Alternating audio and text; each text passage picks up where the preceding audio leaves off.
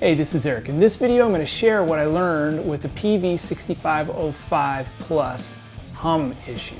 So if you have a hum problem with your Peavey, hopefully this will help you out. Now, first of all, before we dive into what I found inside the amp, I would like to thank everybody who made a comment on that video to help pinpoint me and direct me into what could possibly be the issue.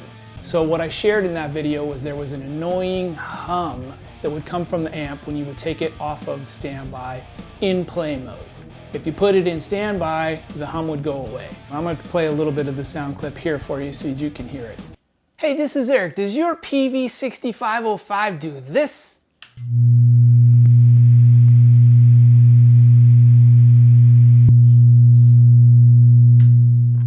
Hey, so I wanted to stop the video right here and just say, before I reached inside this amp and did anything, I turned the amp off and unplugged it. And I would recommend doing that as well because there's a lot of voltage inside these amps and it's just not worth getting shocked. All right, so here's what I found. I got in there and I couldn't visibly see anything wrong with any of the tubes. The power amp tubes looked pretty good. It was kind of dirty inside there, so I took the opportunity to clean it out. Clean it up in there really well. And then once I got into the preamp tubes, I started looking at those. Again, nothing visual that I could see from looking in there at them, but I decided to pull them out anyways. What I noticed was that several of the tubes were JJ tubes and several of them were Ruby tubes. So I did a little research and I found that the Ruby tubes would come stock inside the amp. So at some point, previous to my owning this amp, somebody went in and replaced some of the tubes with JJs and left some of them in there with Rubies. Before I replaced any of the preamp tubes, I researched it to make sure there wasn't any biasing that needed to be done, and there are no biasing that needs to happen on preamp tubes.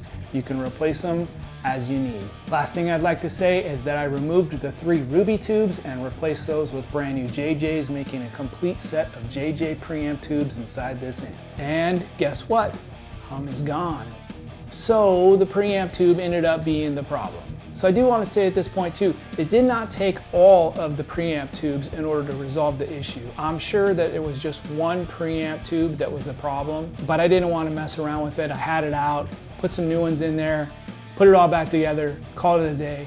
I'd rather be playing than putting tubes in amps. Hopefully you found this video helpful, and if you did, please give me a thumbs up and also consider clicking and subscribing onto the channel so you can check out future videos.